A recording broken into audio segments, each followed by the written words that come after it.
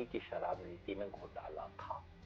मैं एक क्षण के लिए ये भी मान लेता हूँ कि रिश्वत ली गई। दिल्ली के मुख्यमंत्री अरविंद केजरीवाल को ईडी ने कई सम्मन दिए, पूछताछ के लिए बुलाया, वो नहीं गए। इससे लोकतंत्र कैसे खतरे में आ गया? खुशी से मर न जाते अगर एतबार होता। मेरे ख्याल से इस रैली का नाम है लोकतंत्र बचाओ। पिछले कुछ दिनों से जो घटनाक्रम हुआ है वो कोई सामान्य घटनाक्रम नहीं है। देश में चुनाव की घोषणा हो चुकी है। दिल्ली के रामलीला मैदान में एक बड़ी रैली प्रस्तावित है। वो रैली क्या है? वो अरविंद केजरीवाल जो दिल्ली के मुख्यमंत्री हैं, उनकी जो गिरफ्तारी हुई उसके विरोध में है। वो इंडिया गठबंधन जो विपक्ष की कोशिश है गठबंधन बनाने की, उसका शक्ति प्रदर्शन है। क्या है वो रैली जो रामलीला मैदान में होने वाली है? मेरे ख्याल से इस रैली का नाम है लोकतंत्र बचाओ, और वही उसकी भावना भी होनी चाहिए, क्योंकि पिछले कुछ दिनों से जो घटनाक्रम हुआ है वो कोई सामान्य घटनाक्रम नहीं है। देश में चुनाव की घोषणा हो चुकी है, आचार संहिता लागू हो चुकी है, और उसके बाद क्या खेल देख रहे हैं हम? उसके बाद विपक्ष के मुख्यमंत्री को उठा के जेल में डाला जाता है। यही नहीं, देश भर में विपक्ष के तमाम नेताओं पर छापेमारी हो रही है, किसी को गिरफ्तार, किसी को छापा। टैक्स के मामले में 30 साल पुराने मामले निकाल के कांग्रेस को आज नोटिस दिया जा रहा है। 1993 का मामला निकाल के आज नोटिस दिया जा रहा है चुनाव के बीच, और कहा जा रहा है 1800 करोड़ रुपए की पेनल्टी दो। कम्युनिस्ट पार्टी को भी नोटिस मिल गया है। सरकार नियम लेके आ रही है कि प्रेस इंफॉर्मेशन ब्यूरो यानी कि सरकार तय करेगी कि लोकमत डिजिटल पे आप जो खबर चलाएंगे वो चलाने लायक है कि नहीं है, फेक न्यूज तो नहीं है। वो तय करेंगे कि आप फेक न्यूज चलाते हैं कि नहीं। सुप्रीम खारिज कर दिया। सुप्रीम कोर्ट ने स्टे लगाया है, हाँ, खारिज नहीं हुआ है। हाँ। स्टे वो तो बोला। मुंबई सरकार क्या पुलिस कर रही? सरकार का खेल देखिए आप, कि चुनाव के दौरान वो ऐसा नियम लेके आते हैं कि पीआईबी तय करेगी, और तो मैच से पहले आप अंपायर बदल रहे हैं। चुनाव से एक मतलब चुनाव की घोषणा जिस दिन होनी है उससे 2 दिन पहले 2 नए इलेक्शन कमिश्नर लेके आते हैं। एक इलेक्शन कमिश्नर रहस्यमय स्थिति में इस्तीफा देता है, कोई पता नहीं कि क्यों उसने इस्तीफा दिया। तो मैच से पहले अंपायर बदल रहे हैं, आप सामने वाले टीम का राशन पानी खत्म कर रहे हैं, आप खेल के नियम बदल रहे हैं, और अगर कोई कसर बची तो आप देख रहे हैं कि ये प्लेयर ठीक, ये प्लेयर तो हो सकता है गोल कर दे, इसको पकड़ो बाहर निकालो। कैसा मैच हो रहा है? ऐसा तो इस देश ने कभी नहीं देखा। राज्य स्तर पे गड़बड़े हुई हैं। मुझे याद है पंजाब का 1992 का चुनाव, असम का 1983 का चुनाव, बंगाल का 1972 का चुनाव, और मुझे याद है कश्मीर का 1987 का चुनाव। ये ऐसी चीजें हुई हैं इस देश में शर्मनाक। लेकिन इस देश के किसी भी लोकसभा चुनाव के बारे में कुल मिलाकर आप सवालिया निशान नहीं लगा सकते थे। ये पहला चुनाव ऐसा हो रहा है, और इसलिए ये रैली को अगर उस सवाल पे है तो बिल्कुल सही समय पे सही सवाल पे रैली है। आप कह रहे हैं कि एक तरीके से लोकतंत्र खतरे में है ना? और जो सरकार के पक्ष से जवाब आ रहा है वो ये आ रहा है कि ठीक है, चुनाव का मौका है, लेकिन अगर कांग्रेस पार्टी की तरफ से इनकम टैक्स नहीं दिया गया और इतने साल पुराना नोटिस अब आया है, तो ये सिस्टम का काम है, ये व्यवस्था का काम है, वो ये कह रहे हैं। दूसरी बात ये कही जा रही है कि दिल्ली के मुख्यमंत्री अरविंद केजरीवाल को ईडी ने कई सम्मन दिए, पूछताछ के लिए बुलाया, वो नहीं गए। वो दिल्ली हाईकोर्ट में भी गए, लेकिन वहां से जब उनको राहत नहीं मिली तो ईडी ने उनको गिरफ्तार किया। तो वो ये कह रहे हैं, सरकार ये कह रही है, बीजेपी ये कह रही है कि इससे लोकतंत्र कैसे खतरे में आ गया। कितने मासूम तर्क देते हैं। वो कहते हैं ना कि खुशी से मर न जाते अगर एतबार होता। अगर इन तर्कों में कोई भी जान होती। ये जो मौका है वो संयोग नहीं है, यही तो सारा खेल है। टैक्स की बात 1993 में, मान लीजिए एक क्षण के लिए मान लेता हूं कांग्रेस ने बिल्कुल गलत काम किया। 1993 में कांग्रेस ने हेराफेरी की। ये बात आपको 2023 तक पता नहीं लगी? आप अगर 2015 में इसका नोटिस दे देते, कांग्रेस कोर्ट में जाती, चेक करती, अपील करती, जो भी करती करती। 2016, 17, 18, 19 सबके अकाउंट आपको अभी याद आए, और याद आए उस वक्त जबकि चुनाव शुरू हो चुका है, जब अपील की नहीं जा सकती और अगर अपील करें भी तो रिलीफ मिल नहीं सकता, अकाउंट फ्रीज कर दिया और मासूमियत से कहते हैं कानून अपना काम कर रहा है। अगर कानून काम कर रहा है, मैं आपसे पूछता हूं, कांग्रेस पे आरोप क्या है? मैं एक क्षण के लिए मान लेता हूं बिल्कुल सच्चा आरोप है कि कांग्रेस ने अपने अकाउंट में बताया नहीं है कि फला फला लोगों ने डोनेशन दी, ये डोनर का सोर्स क्या था। क्या देश में कोई और पार्टी है जिसने गलती की है? आप पत्रकार हैं, मैं आपसे पूछता हूं। उस पार्टी का नाम है भारतीय जनता पार्टी, जिसने एग्जैक्टली वैसा ही अकाउंट इलेक्शन कमीशन को सबमिट किया है। मेरी कोई खुफिया जानकारी नहीं है, ये वेबसाइट पे पड़ी है। अगर उसने किया है, उसको नोटिस क्यों नहीं आया?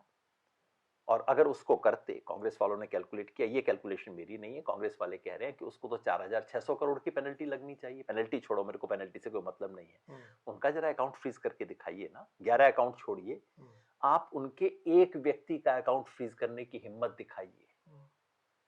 अरविंद केजरीवाल की गिरफ्तारी, मैं एक क्षण के लिए मान लेता हूं कि दिल्ली की शराब नीति में घोटाला था। मैं एक क्षण के लिए यह भी मान लेता हूं कि रिश्वत ली गई थी। अब आप मुझे बताइए, क्या ऐसे में अरविंद केजरीवाल की इस समय गिरफ्तारी वाजिब है? 3 सवाल है मेरे इस पे। पहला ये कि ईडी भी नहीं कह रही कि अरविंद केजरीवाल के खिलाफ कोई डॉक्यूमेंट्री एविडेंस है। वो नहीं कह रहे हैं कि किसी कागज में लिखा हुआ है कि पैसा उनको गया। वो कह रहे हैं कि एक व्यक्ति ने गवाही दी है, वायदा माफ गवाह ने बोला है कि अरविंद केजरीवाल से मेरी बात हुई थी। वो वायदा माफ गवाह कौन है? एक राघव रेड्डी जी। राघव रेड्डी जी कौन है? क्या उन्होंने कोई दान पुण्य का काम किया है? पता चलता है कि उन्होंने काफी दान पुण्य का काम किया है। क्या दिया है? अपने वायदा माफ गवाह बनने से पहले उन्होंने 5 करोड़ रुपया चंदा दिया। किसे दिया? बीजेपी को दिया। गवाह बनने के बाद उन्होंने 50 करोड़ का और चंदा दिया। किसे दिया? बीजेपी को दिया। और उसके बाद ईडी कहती है कि हाँ, ये गवाह वादा माफ गवाह है, इसने अपना सारा काम कर दिया, अब इसको जेल से छोड़ दिया जाता है। कुछ आपको लगता है? पत्रकार हैं, सोचना आपका काम है, इस देश की जनता भी देख रही है। तो मेरा पहला सवाल, क्या ऐसे गवाह पे, जिसके बारे में अब प्रमाणित हो चुका है कि जो पैसे दे के अपनी जेल से छुटने का इंतजाम कर रहा होगा, उसके आधार पे आप गिरफ्तार कर सकते हैं? दूसरा, गिरफ्तार क्यों कर रहे हैं भाई? गिरफ्तार, ये तो कोई नियम नहीं कल आपके खिलाफ केस हो जाए आपको गिरफ्तार कर लिया जाएगा क्या? गिरफ्तार करने की केवल 2 शर्त होती हैं। पहला कि बंदा भाग सकता है। जांच के समय गिरफ्तार तभी किया जाता है जब ये शक हो कि ये आदमी भाग जाएगा या एविडेंस डिस्ट्रॉय कर देगा। अब आप मुझे बताइए, अरविंद केजरीवाल, मनीष सिसोदिया, मेरे जो भी उनके बारे में राय हो, क्या भाग जाएंगे कल को देश छोड़ के? क्या ये 2.5 साल से अरविंद केजरीवाल इंतजार कर रहे थे कि पुलिस आएगी तब मैं एविडेंस डिस्ट्रॉय करूंगा? नहीं, क्या मजाक कर रहे हैं? ये तो तय एजेंसियां करेंगी ना, ये योगेंद्र जी तय नहीं करेंगे, विकास एज ए जर्नलिस्ट तय नहीं करेंगे। एजेंसियां तय केवल नहीं करें। अगर इस देश में एजेंसियां ही ईमानदार होती तो कितना खूबसूरत देश होता। लोकपाल आंदोलन की मांग तो यही थी। एजेंसियों की मांग नहीं थी कि एजेंसी जो मर्जी कर ले, कतई ये बिल्कुल मांग नहीं थी। आप ये बताइए, इस देश में, आप पत्रकार हैं, आप मुझे बताइए पिछले 5-7 साल में इस देश में ईडी और सीबीआई ने कितने बीजेपी के नेताओं के खिलाफ केस बताए हैं और कितने विपक्ष के बारे में बताए हैं? आप आंकड़ा नहीं दे तो मैं आंकड़ा दे देता। नहीं, बिल्कुल वो फर्क दिखता है। वो फर्क नहीं है सर, वो आंकड़ा सार्वजनिक है जो आप कह रहे हैं। 90-95%। बिल्कुल बिल्कुल। तो या तो इस देश में बीजेपी के सारे लोग दूध से धुले हुए हैं या फिर ये एजेंसियां कीचड़ में फंसी हुई हैं। तो इन एजेंसियों पे कौन भरोसा करता है? आप इस देश के बच्चे से पूछ लीजिए, आप भरोसा करेंगे क्या कल आपके ऑफिस में एजेंसी आ जाए तो? आपका ऑफिस क्या लिखेगा इसके बारे में?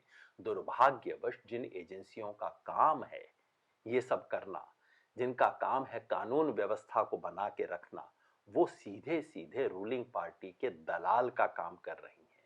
और अब जबकि इलेक्टोरल बॉन्ड का सारा भेद खुल गया है, अब तो इन एजेंसियों पे केस होना चाहिए कि भाई किसी ने बीजेपी को पैसा दिया, चलो वो उसके और बीजेपी का मामला है, तुमने उसका केस कैसे बंद कर दिया?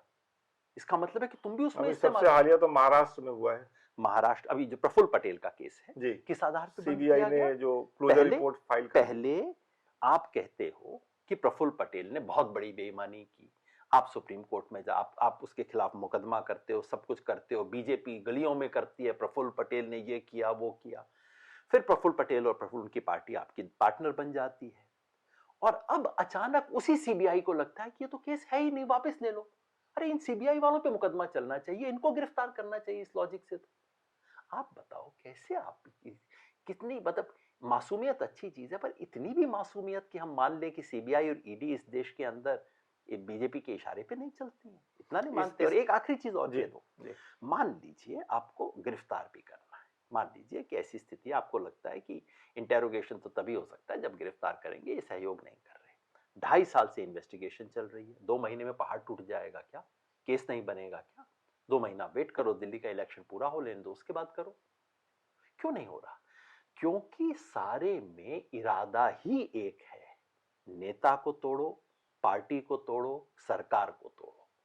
जो झारखंड में खेल हुआ, जो हिमाचल में करने की कोशिश हुई, जो मध्य प्रदेश में सफल हुआ, जो गोवा में किया गया, जो मणिपुर में किया गया, वो खेल करने की कोशिश की जा रही है। 2 आंख से हमें दिखती नहीं है बात। और अगर ये है और इलेक्शन के बीच में है, तब तो इससे घोर मतलब राजनीति का इससे बड़ा भ्रष्टाचार तो हो नहीं सकता कि आप इलेक्शन के बीच में किसी पार्टी के नेता को बंद कर रहे हो और कह रहे हो कि अब लड़ो इलेक्शन, अब हम देखते हैं कैसे लड़ोगे। आप और मैं उसको देखते रहे।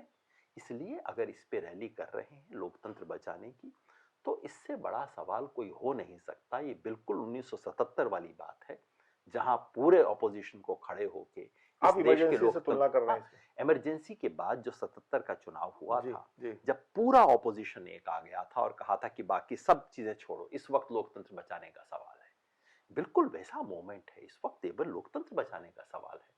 इसके लिए तो मैं इसे केवल ऑपोजिशन की रैली नहीं मानता, मैं इसे लोकतंत्र बचाने की रैली मानता हूं। अच्छा, इस मसले पे एक आखिरी सवाल, एक पूरक सवाल मेरा आपसे समझने के उद्देश्य से, जो बातें हो रही हैं, जो बातें आप कह रहे हैं, वो अरविंद केजरीवाल जी तो हाईकोर्ट भी गए थे। अगर ईडी सीबीआई पे हम भरोसा नहीं करेंगे, आपके शब्दों में, विपक्ष के शब्दों में, तो जुडिशियरी पे तो भरोसा कर सकते हैं। हाईकोर्ट गए थे, वहां से तो कम से कम ये बात होती कि क्यों गिरफ्तार कर रहे हैं। वहां तो ये कहा गया कि इनको आपने गिरफ्तार क्यों नहीं किया, उसके 2 घंटे बाद उनको गिरफ्तार कर लिया गया। दो अलग चीजें हैं। कानून के मैंने बिल्कुल कहीं नहीं कहा कि उनको कानून के तहत अधिकार नहीं है गिरफ्तार करने का। कानून के तहत इस देश के किसी भी एसपी को अधिकार है कि देश के प्रधानमंत्री को गिरफ्तार कर सकता है।